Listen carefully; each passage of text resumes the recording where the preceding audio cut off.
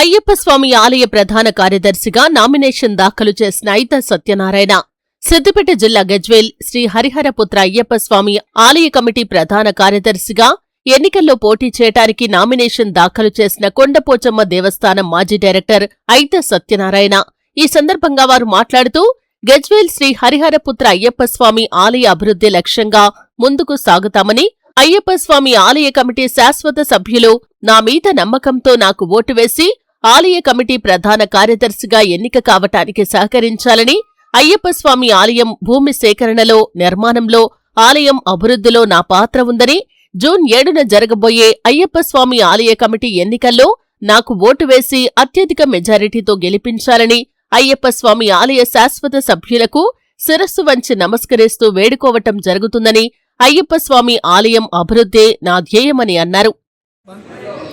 మన గజ్వేల్ పట్టణంలో అతి సుందరమైన హరిహరపుత్ర అయ్యప్ప దేవాలయం అటువంటి మన మొదటిసారి మాలేసుకున్నప్పటి నుంచి ఇక్కడ జాగ పరిచయం చేసినప్పటి నుంచి నా పాత్ర మీ అందరికీ తెలిసిందే. అయ్యప్ప దేవాలయంలో ఎన్నో కార్యక్రమాల్లో అన్నదాన కార్యక్రమం మొట్టమొదటిగా ప్రారంభించింది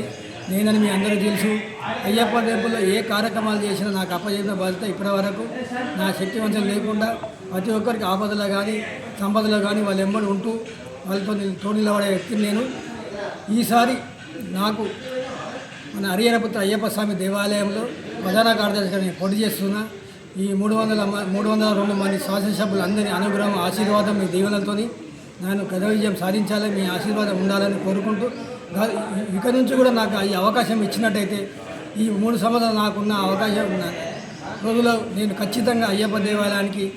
మనస్ఫూర్తిగా నిస్వార్థంగా అయ్యప్ప స్వామి ఆలయ అభివృద్ధి కొరకు president, cashier, vice president, general secretary అందరి సహకారాలు తీసుకుంటూ ఈ ఆలయం ముందుకు తీసుకుపోవడానికి నా వంతు నేను ప్రయత్నం చేస్తానని మీ అందరికీ